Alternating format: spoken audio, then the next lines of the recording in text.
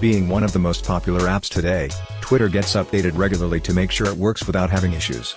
However, there are times when problems just occur, and among the most common ones is when the app crashes or closes by itself. So in this video, we will show you what to do if Twitter started to crash on your iPhone X or after the iOS 14 update.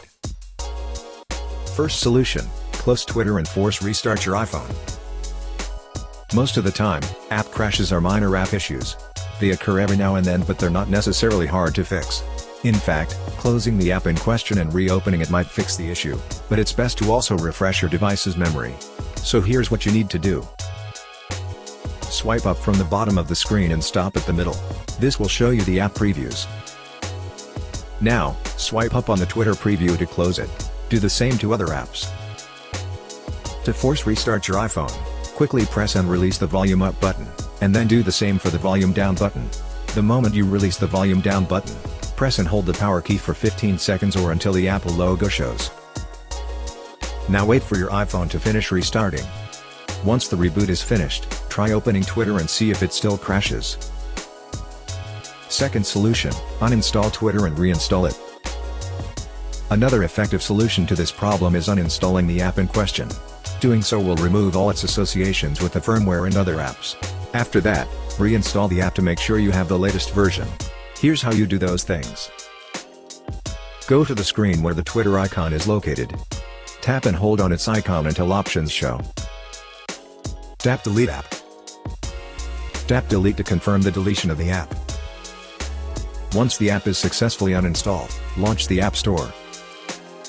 Search for Twitter, and then tap the install icon. Wait for the app to be successfully installed on your iPhone. When the installation is finished, tap Open to launch it. Most of the time, these are the only things you need to do to fix an app that keeps on crashing. However, if for some reason the problem continues, then you have to do the next solution.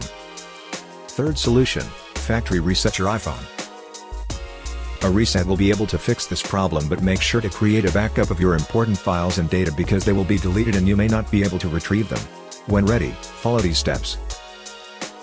From the home screen, tap Settings. Find and tap General. Scroll down to the bottom of the screen, and then touch Reset. Tap Erase all contents and settings.